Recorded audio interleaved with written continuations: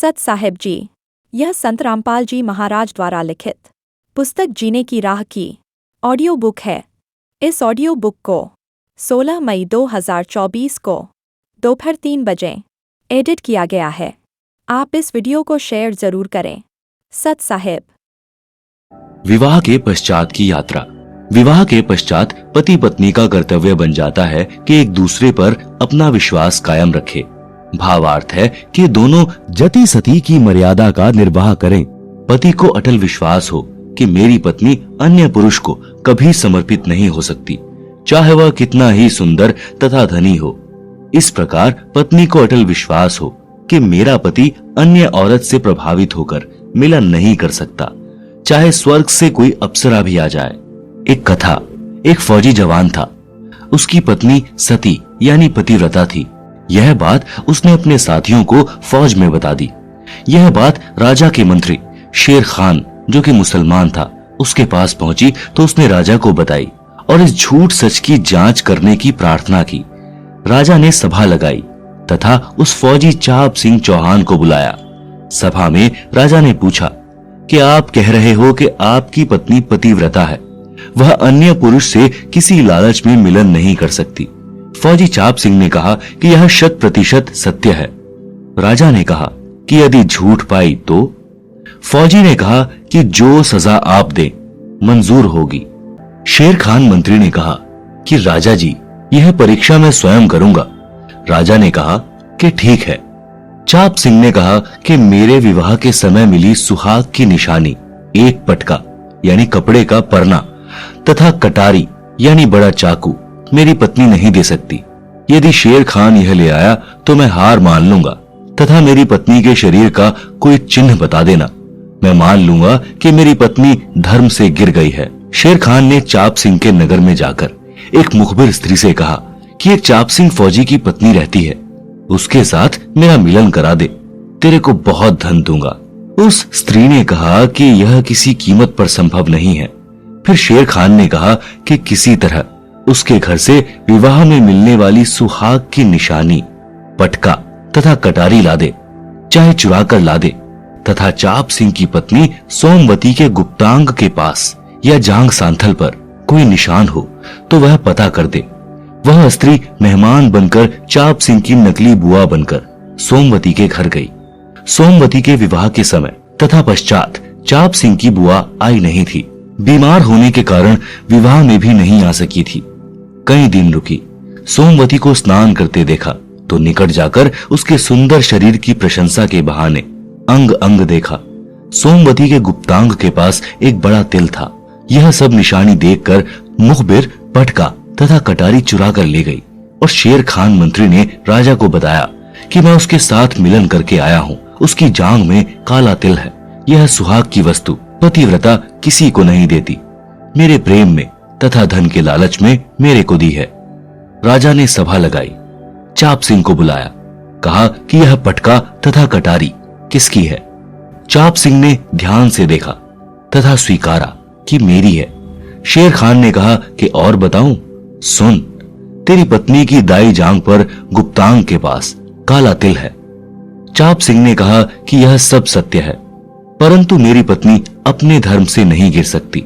राजा ने कहा कि तू अब भी वही रट लगा रहा है, तू झूठा है। तेरे को आज से 1 महीने बाद फांसी दे दी जाएगी। तेरी जो अंतिम इच्छा हो वह बता। चाप सिंह ने कहा कि मैं अपनी पत्नी से मिलना चाहता हूँ। राजा ने आज्ञा दे दी। चाप सिंह अपनी पत्नी के पास गया, उसको बेवफाई के कारण ऊंच नीच कहा और बताया कि मेरे को उस दिन तेरे कारण फांसी लगेगी। सोमवती ने बताया कि आपकी बुआ का नाम लेकर एक स्त्री आई थी। उसने मेरे अंग का चिन्ह देखा तथा पटका और कटारी चुरा कर ले गई। चाप सिंह ने बताया कि मंत्री शेर खान आया था, उसने यह सब षड्यंत्र रचा है। चाप सिंह वापस लौट गया। फांसी वाले दिन से 1 सप्ताह पहले सोमवती राजा की नगरी में एक नर्तकी यानी नाचने वाली बनकर गई और राजा को नृत्य दिखाने के लिए कहा। राजा ने आज्ञा दे दी। पूरे सभासद उपस्थित थे। मंत्री शेर खान भी उपस्थित था। नर्तकी के नृत्य से राजा अति प्रसन्न हुआ तथा नर्तिका से कहा कि मांगो, क्या मांगती हो? मैं अति प्रसन्न हूँ। नर्तकी ने कहा कि वचनबद्ध हो जाओ, तब मांगूंगी। राजा ने कहा कि राज्य के अतिरिक्त कुछ भी मांग, मैं वचनबद्ध हूँ। नर्तकी ने कहा कि आपकी सभा में मेरा चोर है, मेरे घर से चोरी करके लाया है। शेर खान मंत्री नाम है, उसको फांसी की सजा दी जाए। शेर खान ने राजा से पूछा कि बता शेर खान, कितनी सच्चाई है?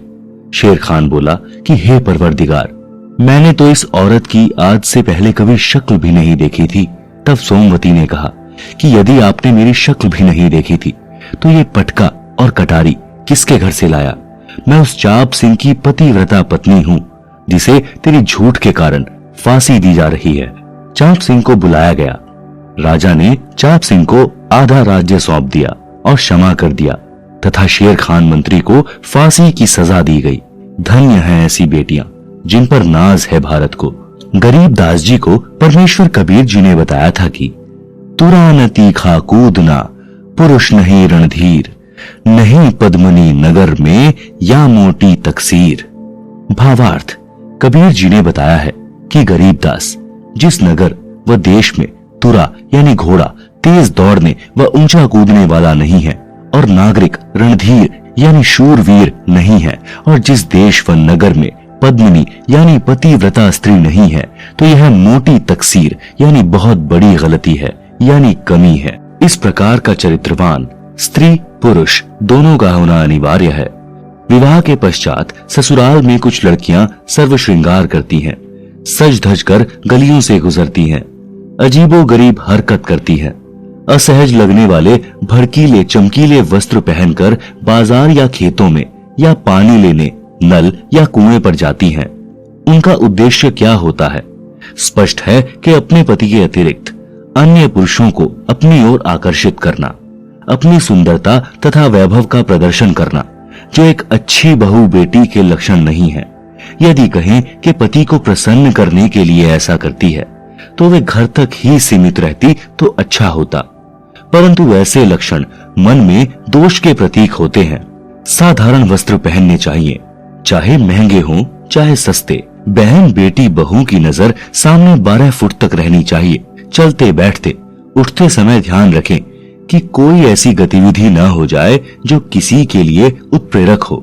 स्त्री का गलत अदा यानी गतिविधि से लफंडर लोगों का हौसला बढ़ता है, वे परेशान करते हैं। महिला का हंस हंस कर बातें करना उत्प्रेरक तथा असभ्य होता है, जो सामाजिक बुराई है। जैसे बहन बेटी बहू यानी युवती अपने परिजनों के साथ रहती है, ऐसा ही आचरण घर के बाहर होना चाहिए। उसकी प्रशंसा सभ्य समाज किया करता है। अन्य युवाओं को उसका उदाहरण बताते हैं। यदि पेट्रोल को चिंगारी नहीं मिलेगी तो वह विस्फोटक नहीं होता। इसके विपरीत उपरोक्त गतिविधि करना समाज में आग लगाना है। यह बात युवतियों तथा युवाओं दोनों पर लागू होती है। जवानी बारूद की तरह होती है, यदि कोई चिंगारी लग जाए तो सर्वनाश हो जाता है। यदि चिंगारी नहीं लगे तो वर्षों सुरक्षित रहती है। प्रत्येक पुरुष चाहता है कि मेरी बेटी बहन बहू अच्छे चरित्र वाली हो। गांव नगर में कोई यह न कहे कि उनका खानदान ऐसा वैसा है।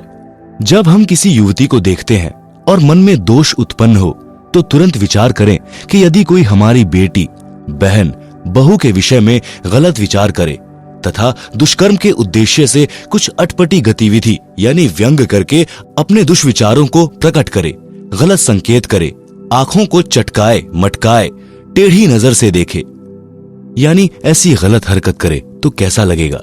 उत्तर स्पष्ट है कि टांगे तोड़ देंगे। जो निर्बल हैं वो एकांत में बैठकर रोएंगे। उस समय विचार करें कि जैसा दर्द अपने होवे ऐसा जान बिराने, जो अपने सो और के एक है पीड़ पिछाने। कबीर जी कहते हैं, पर नारी को देखिए बहन बेटी के भाव, कह कबीर काम नाश का यही सहज उपाय। समाधान, परमेश्वर कबीर जी ने बताया है कि यौन उत्पीड़न के प्रेरक फिल्में जिनमें नकली बनावटी कहानियां तथा अदाएं दिखाई जाती हैं, जिनको देखकर जवान बच्चे उसी की नकल करके बेशर्म होने लगते हैं।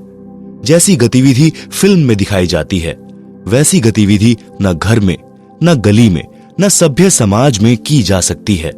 तो उनको देखने का उद्देश्य क्या रह जाता है? कुछ नहीं, केवल बहाना है मनोरंजन।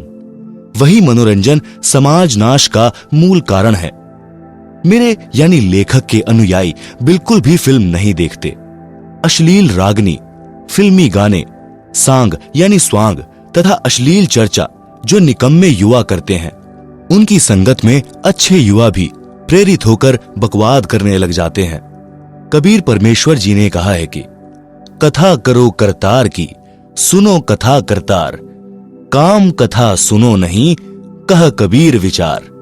भावार्थ, कबीर परमेश्वर जी ने समझाया है कि या तो परमात्मा की महिमा का गुणगान यानी कथा करो, या कहीं परमात्मा की चर्चा यानी कथा हो रही हो तो वह सुनो। काम यानी अश्लील चर्चा कभी न सुनना। कबीर जी ने यह विचार यानी मत बताया है। सद्गुरुदेव की जय। सत साहिब जी। इसका अगला भाग भी जल्द ही देखने को मिल जाएगा जी।